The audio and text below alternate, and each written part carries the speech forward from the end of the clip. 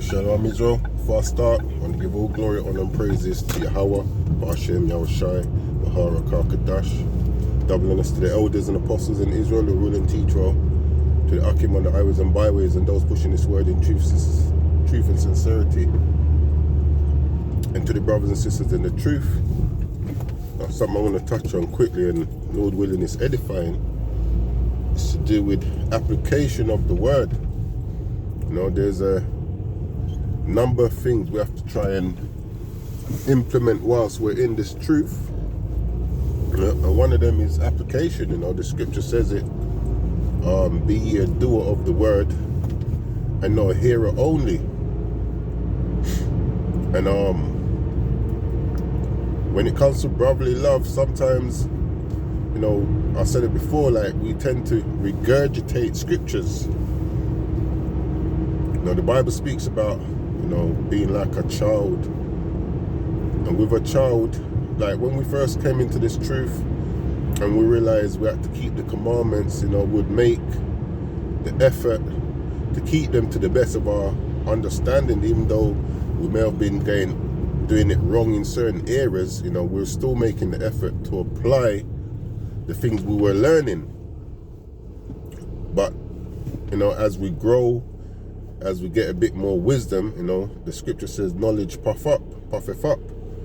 And that's what can happen, is like, as we get more knowledge or wisdom in the scriptures, we forget the understanding behind that knowledge and wisdom that we're acquiring. That's why the scripture says in Proverbs 4:7, wisdom is the principal thing, therefore get wisdom, but with all thy getting, get understanding. You know, and part of the understanding is that we need to constantly be examining to see whether we're actually applying what's written. You know, the scripture speaks about brotherly love. This is something which I see tend to be lacking quite a lot of the times. You know, brotherly loves tend to extend to those who are in our immediate circles or those that's in our camp. You know, and scriptures will be used like, oh, who's my mother, my father, my sister, my brother, to justify just dealing with those in your immediate circle. But then the scripture also says, I think it's Deuteronomy 15:12, if thy brother, a Hebrew man or a Hebrew woman. So it didn't really stipulate as to whether it's someone who's in your immediate circle who's your brother or your sister. You know, it's like when Yahushai said, you know, who's my mother, my father, my sister, brother. You know, those that do the will of the Most High. You know, the understanding is that, you know, those are the ones that's actually showing to be a true brother or a true sister. You know, those that's doing the will of the Most High. That didn't disregard his actual brother or sister. Or an analogy we can use, if you got two brothers, you know, you and them the same mother and father, everything. Yeah, one treats you good and the other one treats you bad. Which one of those is a true brother to you? You know, the one that's treating you good. That doesn't disregard the fact that the one that's treating you bad is still your brother. And sometimes, you know, we lose the understanding of brotherly love.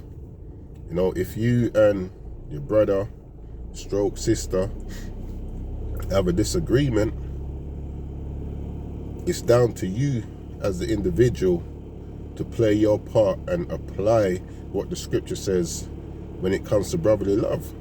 You know, if you part company,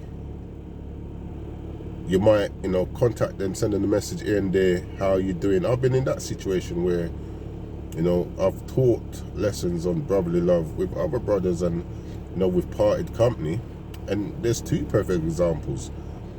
One, I'd send a message every now and again, how are you doing? They'll reply only when I send a message. And then in the second situation, you know, we've parted company, but every now and again, the other brother would send a message, how am I doing? You know, it wouldn't be just down to me to be seeing how they're doing. So which one of the two is actually being a brother to me, the one who I have to always contact, or the one that will contact me from time to time to see how I'm doing. And this is what we have to try and apply. You know, brotherly love, be more brotherly love.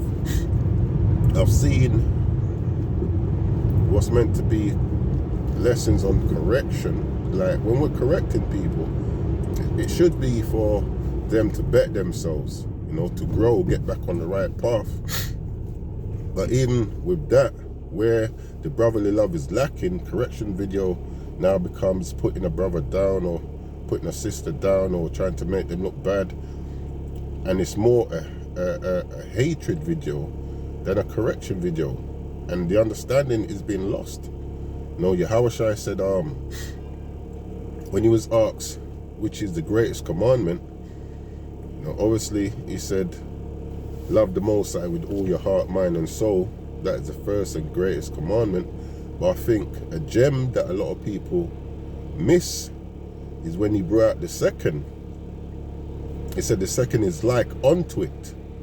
So it's just as important us loving our neighbor as ourselves as it is, you know, to love the Most High. Because if I've got a jumper, it's cut a certain way, it's got a particular pattern on it, and you said, you know what, I like that jumper, let me get one like it. The color might be different, you might accept a different color, but the style and the cut and the pattern has to be the same, otherwise it's not the same jumper. So it's the same when it comes to brotherly love. You know, the Most High sees that as an important thing for us to apply. Yeah, that's why the scripture says, if you hate your brother in your heart, you're a murderer. You know, the scripture says you can't say you love the Most High who you've not seen, but you hate your brother who you have seen. You know, and that in itself is ridiculous. So to really show that we love the Most High, you know, we should be showing love to our fellow brothers and sisters and applying it. Because we can tend to regurgitate scriptures a lot, you know, regurgitate them at the right moment to use them when we should be using them. But it's a bit more than that. It's like, are you actually applying the scriptures? And ultimately, it boils down to us as the individual to be applying the scriptures the best we can. How others receive us is not down to us. We're not going to be asked to account for how a fellow brother or sister responded to how you was acting towards them. No, we're going to be asked to answer for how we applied the scriptures and how we acted. So something we need to be doing a bit more is applying the brotherly love, not just leave it down to those that's in your circle or those that's in your camp, which I see a lot of, you know, to the point where me and the brothers, we've walked past other brothers in the truth, we've held them up, and you'd be lucky if you can get a shalom back out of them. But then these said brothers will be making lessons on brotherly love, and I'm thinking, are you serious? You know, you can't hail us up, and all we're doing is saying hello, but then you're going to be making lessons on brotherly love. So we need to start applying the word a bit better. You know, these are all things. That's why the scripture says, examine yourself. You know, examine yourself for what am I applying what the scripture is saying. You know, when I'm doing something, is my intent right? So on and so forth. So yeah, it's just something I wanted to touch on. You know, Lord willing, that's edifying. But yeah, we need to try and apply the scriptures a bit more, not just regurgitate them. You know, because the knowledge that we have, you know, we have to count ourselves lucky that the Most High woke us up to this truth. And if we're not using it wisely, He can just as easily remove it from us, and then next thing you know, we're starting to go off, starting to stray, you know, which is things that we see probably go back in the world. We don't want that to happen, man, because that just leads to destruction. And a simple way to avoid that is just by trying to apply. You may not always get it right, but as long as your intent is pure and you're trying to do it to the best of your ability, you know, you can't account for how someone else reacts to you.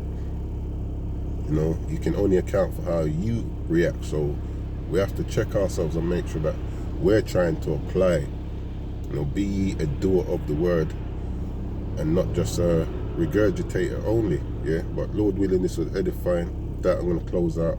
Give all glory, honor, and praises to Yahweh, Ba'ashem Yahushai, Har Rakah Kadash, Kwame Sha'Allah.